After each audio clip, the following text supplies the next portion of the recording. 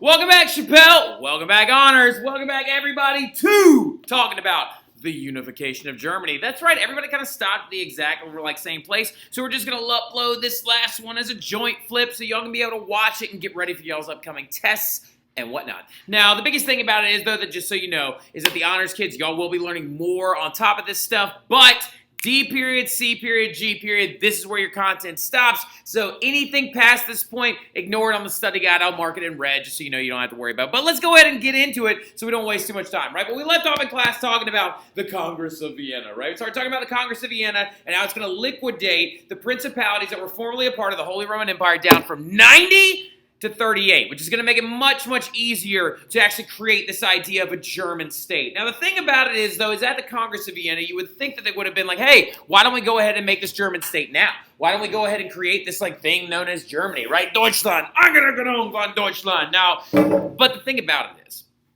is that the people at the Congress of Vienna, remember, were all about the balance of power. They were all about that concert of Europe. They were all about trying to avoid this whole thing. Of Europe at the Congress of Vienna, right? Because the thing about it is, this is what it was like when Napoleon was in power.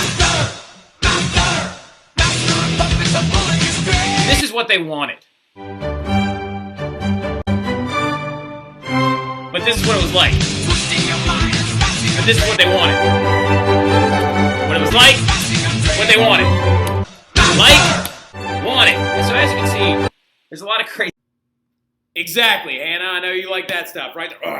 Now, the biggest thing about it, though, getting into it, that's what they wanted to avoid. So if you were to give too much power to Prussia or Austria, it would offset that balance of power and not give the conservatives that concert of Europe that they so much desired.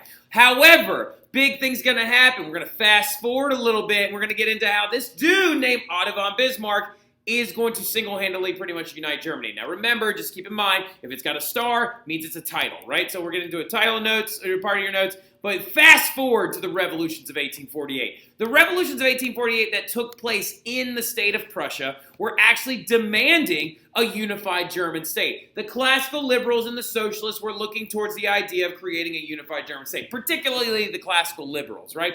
So the German politician that is going to show up and rise out of the ashes of 1848, and even though he was pretty conservative, decides that he too believes that a national German state should happen, is a man by the name of Otto von Bismarck, also known as the Iron Chancellor himself, right? The Iron Chancellor, Otto von Bismarck, wants to unite the German states together, with Prussia being the leader, leaving Austria behind in the dust, right? He directly wanted to create what he called smaller Germany, or not lesser Germany, but small Germany. Small Germany is a German country that actually has Prussia at the lead and is going to unite all the former German principalities that used to be a part of the Holy Roman Empire. Greater Germany would have been Austria at the lead. Bismarck wants to avoid that because of the nationalities that the Austrians control, and he wants to see a true German state be united. And he's such an important guy that he's got a t-shirt. His name is Otto von Bismarck. He's the Iron Chancellor. Blood and iron is his game, right? So now the big thing about it, though, is how is he going to pull this off? Well, the thing about it is Otto von Bismarck, as being pretty conservative in and of himself, but understanding that the wants and the desires of classical liberals and socialists are going to be an issue, he actually decides that he wants to start practicing this concept known as realpolitik, right? Or realpolitik, which is an issue or a concept, the idea of not being romantic about your politics, not trying to get everything you want, knowing that politics have to be based on current needs, right? That basically in the long run that Bismarck knows he wants X, Y, and Z, but he knows he's only going to be able to get X and Y, right? He's willing to let Z go and give it to the liberals or the socialists and allow them to have these things. But he also knows the only way to unite Germany together is going to be by using a realistic mindset. How are you going to do this and pull it off rather than trying to pull off this grand romantic notion of what you think Germany is supposed to be, right? So in the long run, this could be seen in a really big speech that he gave to one of the actual Landtags, one of the parliaments of the former Frankfurt Parliament, one of the parliaments of Prussia, and he stood up there and he said, the questions of the day will not be answered by pen and paper. They will be answered by blood and iron, right? And basically what he's saying is he's calling for authority and military strength. And what he's asking them to do in this sense is he's basically saying we need to raise taxes to build up our military so we can prepare to unify the German states together. Now, basically what's going to happen, though, is the Landtag, or the middle-class parliament, is going to say, we don't want to do that. But he's just going to go over their heads and say, well, I'm going to do it anyway. Because he has the support of this person, the Prussian monarch, Wilhelm I, who is himself a Hohenzollern, right? So now here's the thing you need to understand. Otto von Bismarck is not a king. He's not a monarch. He is not that guy. He is not a Hohenzollern. He is the man known as the Chancellor, right? He's basically Wilhelm I, the Prussian monarch's right-hand man, right? He's the guy that is going to help him and aid him in the growth of the German state. But he is not himself a king like this man is, right? This is the man who is the king. That is Wilhelm I, the Hohenzollern leader, who shares the same beliefs as Otto von Bismarck does and wants to see a united German state happen, right? And so they decide to up taxes on everybody to build up a bigger military, and they're going to begin to attempt to annex or take control of other German states, right? Now, here's an interesting thing. You can annex by one of two ways. Annexing, you can do one by taking them over by control forcefully. That was a thing that several people in Europe have done in the past. Napoleon annexed things by force. Other leaders later on are going to annex things by force. Stalin will annex things by force. Hitler will annex things by force. But Bismarck doesn't want to do that. He wants to actually pull them in by bringing them in willingly. He wants to annex them into the Prussian territory to keep creating this German area or this German state by convincing them that they want to be a part of Prussia, by convincing them to just kind of be like, hey, little guys, come on over here and join us, okay? But the question is how? How are you going to gobble up, if Prussia is right here in blue, how are you going to get all this green, all this yellow, and all this other lighter blue to join up in this idea that you want to create known as Germany? How are you going to pull this off? Well, he wants to annex them in a very unique way. He wants to do it but through a series of wars. But it's an interesting thing. He's not attacking those places. He's not attacking the German states and bringing them in by force. He's attacking other people, making those German states feel like they're safer and better off with Prussia, right? So the very first war that he fights is this war known as the Second Schleswig War, right? Now, when you say these two places, it's called Schleswig and Holstein, right? So here's the idea behind it, all right? So we're going to zoom in on this map really quick. But there was two, the countries involved are Prussia, Austria, and Denmark, right? So Denmark controlled these two provinces after the Congress of Vienna. The two provinces are called Schleswig and Holstein. Say it with me now. Schleswig and Holstein. Say it with me one more time. Schleswig and Holstein. Those two places spoke German, but were controlled by the Danish king in Denmark. And Denmark decided that they wanted to write a new constitution that would bring Schleswig and Holstein into their kingdom permanently. But Bismarck's like, no, no, no. They speak German.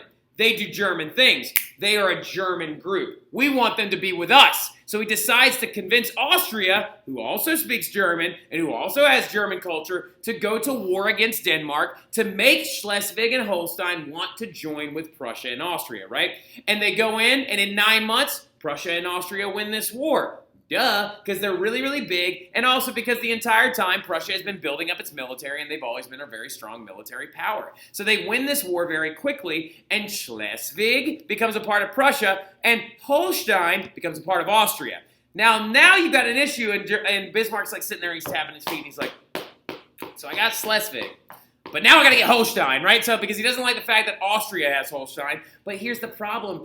Do you want to directly go to war with Austria necessarily? They've been around for a really long time. But the thing about it is he decides, I'm going to make some of these other German states think Austria is attacking us, right? And so he threatens Austria and says Austria is trying to instigate another war. And what ends up happening is then the Austro-Prussian War breaks out, right? About a year and a half after the Second Schleswig War, the Austro-Prussian War breaks out. Because what he wants to do is he wants to go to war with Austria, beat them quickly, and he wants to convince a bunch of these other German territories in the north to join up with Prussia, right? See what I'm talking about? At no point is Otto von Bismarck declaring war on any of these German-speaking principalities. He's declaring war on other people that kind of control them, trying to convince them to come and join this new beautiful idea that it will be Germany one day, right? He's like, look at us, German principalities. Prussia is the group you want to join. You want to be with us. You want to see Germany happen. We all speak the same language. We share the same culture. Come and join us. We'll protect you, right? And he does this successfully in the Austro-Prussian War as well. About a year and a half later, this bad boy only lasts 7 weeks, right? Prussia is able to enter into this war and just smack Austria in the mouth. Austria didn't really want to be in the war very much in the first place. Holstein was very far away from them. They didn't really necessarily need it at all. They also weren't in this trade customs union that the Prussians had called the Zollverein, so it didn't really make much sense for them financially. And also because the Germans had a new weapon, right? So this gun is a massive thing that turns the tide of the weapon. Honors kids, you need to write this gun down. The Western Civ kids, you're going to need to be able to reference it. But it's called the Dreisse needle gun. So this gun, Prussian soldiers had it, while Austrians still had muskets, right? Muskets take a long time to load. You got to have the gun, you got to pour the powder in, you got to ramrod it down, you got to put the bullet in, you got to ramrod it down. You got to take the paper, you got to put that in, you got to ramrod it down. And then you got to pull it up and shoot it. And the best Austrian soldiers in the world could fire maybe 2 shots a minute using a musket. But the Prussians, showing their industrial nature and their military nature, had a scientist in their place in their country that actually invented this gun, and his name was Dreisse. And Dreisse invented a thing called the needle gun. This is a semi-automatic breech-loading gun. So instead of turning the gun up and pouring everything down the barrel, you see this little bolt right here? You would kick that up and pull it, and then slide the bullet in through the bottom of the barrel. Click, got it, bang! And then you would just do that over and over and over again. An untrained Prussian soldier with a Dreisse needle gun could fire about 6 shots a minute, while the best trained Austrian soldier could only fire 2 shots a minute with his musket. So the Prussians are going to use this technology to overwhelm the Austrian soldiers, and they're also not going to force Austria to pay war reparations. They're going to keep them on their side. They're going to be like, look, just go mind your own business. And they do. Austria leaves them alone. They move on. And now this is what Prussia has created. They call it the North German Confederation, right? So they were like, no more German Confederation, North German Confederation. And so they create this big new district up top. But as you can see, there's this dinky little orange area down here that they got to get control of, right? Now here's the issue with the orange area. The orange area is called Bavaria. And they have a religious divide, right? They got to figure out how are you going to recycle Bavaria, this last big speaking German area, into your empire when they don't really want to come in there with you because they're not the same faith, right? Okay, so it's just to keep in mind, the Reformation is still throwing kinks into a lot of stuff, right? So you got to understand that this entire area of the North German Confederation were Protestant. Bavarians were very wealthy, but they were also very Catholic. So they didn't want to join up with the North German Confederation, which was a Protestant majority. They were like, look, we'll just keep being Bavaria. We got castles and pretty stuff and all this other money. And they've had a king for a long time before that named Crazy Ludwig and all this other stuff, who actually built a castle that is actually designed, was the inspiration for the Walt Disney castle. It's called Neuschwanstein. It's the one thing, like this castle, I'm not even kidding, is the one word in German that Mr. Wooderson knows, right? So the Neuschwanstein castle was in Bavaria, and it's just kind of a good image of like Bavaria was very, very Catholic and very, very wealthy, right? So they didn't want to necessarily join the North German Confederation immediately. So they've got to figure out how can I get these guys to join up with us without going and fighting them. And what they decide to do, get someone to declare war on you that they also don't like that much. Because the enemy of my enemy is my friend, right? So like, who is the enemy of Bavaria? The French, right? So because remember, German speakers and French people aren't getting along right now ever since Napoleon took them over. When Napoleon comes in and enforces French culture on the German speakers, they start to heavily resent them. And so we got to figure out a way to get France to declare war on us so Bavaria will be like, don't fight them, that's not nice, and then join up with you, right? And they do this successfully because the Franco-Prussian War breaks out and it lasts for about 9 months, and it's against that guy Napoleon III, Napoleon's nephew, right? So what ends up going down, though, is Prussia ends up winning and overwhelms France completely, and it all started over a text message, basically, over a telegram. Because it was like this whole crazy thing with, like, There was a Spanish vacancy on their throne. So let me put it to you this way. Here's how Otto von Bismarck pulls this off, right? Otto von Bismarck pulls it off by trying to figure out a way to convince France to declare a war on the North German Confederation. Spain, their king, died with no heirs, right? So they had a succession crisis. The person that was about to take over the Spanish throne was a dude by the name of Leopold, right? Leopold was cousins with Wilhelm I, the Prussian king, right? And so basically, Napoleon III didn't want to be surrounded on both sides by people loyal to Germany, and especially as the North German Confederation was growing. So what he does is he sends a telegram to Wilhelm I saying, hey, tell your cousin not to take the throne in Spain so we can avoid war and things like that.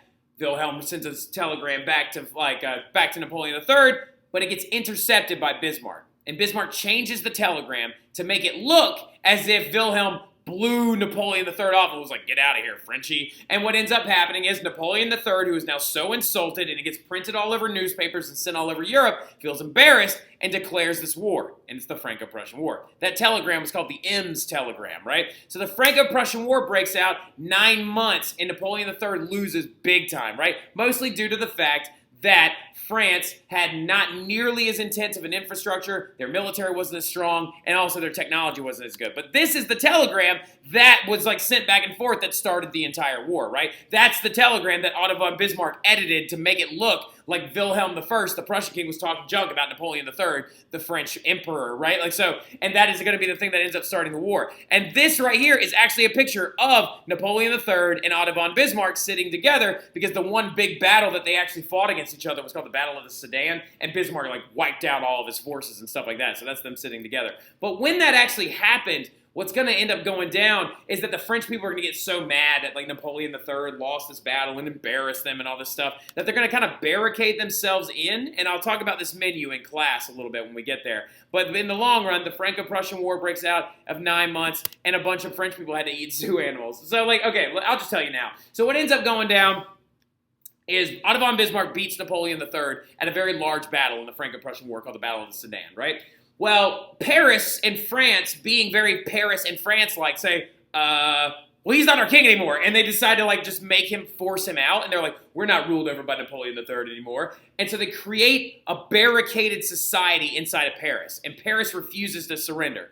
So here come the Prussians. The Prussians come in, surround the city of Paris, and they're like, look, we're not going to kill a bunch of women and children. So we're going to wait until you decide to surrender. And so they blockaded the city of Paris. Well, this is going to cause Paris to run out of a lot of food. And so what they end up doing is Paris, being the French, decide that they refuse to surrender until they absolutely have to. So to find food, the Parisians went to the zoo and started eating the zoo animals, right? So as you can see, the hors d'oeuvre right there is rats and sardines. And then right down here, you can see that they're eating a consommé of elephant. They're eating kangaroo. They're eating anything they can have just so they don't have to surrender to the Prussians, right? But what ends up going down, though, they eventually surrender because they actually basically are going to starve.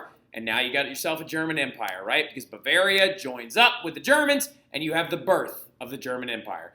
Wilhelm I, is a very last little, we don't like you to the French, decides that they were going to become a country in the Hall of Mirrors at the Palace of Versailles. So ironically enough, Germany became a country in the Palace of Versailles, which was a dramatic insult to the French. And Wilhelm took on the title of Kaiser, or Emperor, of all German states after winning that war against France, and they became a country in 1871, right? And so this event, where you can see Wilhelm I and Otto von Bismarck standing there in the crowd, and everyone's saluting the new German Emperor, Wilhelm I, Kaiser Wilhelm I, this can help lead to a big world war that's going to happen in the next unit.